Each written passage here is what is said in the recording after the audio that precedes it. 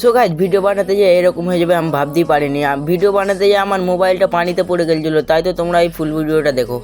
আজকে আমরা মাঠ যাচ্ছি, মাঠ যাওয়ার কারণ হলো আমার দাদা ভিডিও বানাবে, তাই তো আমি এই রাস্তা দিয়ে যাচ্ছিলাম। এই রাস্তা দিয়ে যতবার যাই আমাদের নারী পুকুরটা দেখা যায়।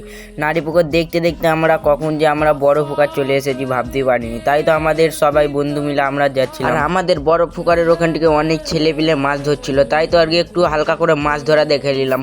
আর আমার দাদা তো মাছ ধরার লেগে অনেক কী করছিল, তাই তো একটু ছিপটা ফেলে দেখলো কিন্তু মাছ উঠে না। তাই তো ওই পাশে আরেকবার চলে এলো কিন্তু আরো মাছ উঠে না। তোমরাকে কথা কইতে ভুলে গেছিলাম, আমার সাথে আমার একটা বোলাকার এসেছিল, তাই তো ওই আমারও ভিডিও করছিল, আমি ওরে ভিডিও করছিলাম, তাই তো একটু নিয়ে এলাম হালকা করে। খুবই হাসি মজা করলাম, কিন্তু আমার দাদা বলছে তাড়াতাড়ি চ আমারও একটু ভিডিও বানাতে হবে। তাই তো আমি একটু ট্যাঙ্কির দিকে দেখতে দেখতে পাহাড় নদী ঝর্ণা মর্ণা দেখতে দেখতে আমরা যাচ্ছিলাম। ফাইনালি বন্ধুরা আমার মোবাইলটা এরকম করে পানিতে পড়ে যাবে, তোমরা দেখো।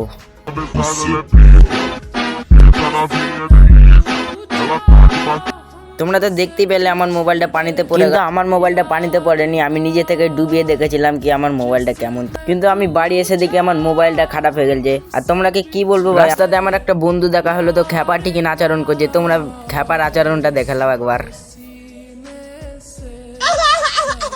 আমার দাদা তো খ্যাপা বন্ধুটাকে অ্যাক্সিডেন্ট করে দিয়েছিল, কিন্তু আমি মানা করলাম, তাই তো একটু থেমে গেল। তাই তো আমি এখানেই ব্লগ শেষ করছি, দেখা হচ্ছে নেক্সট ব্লগে।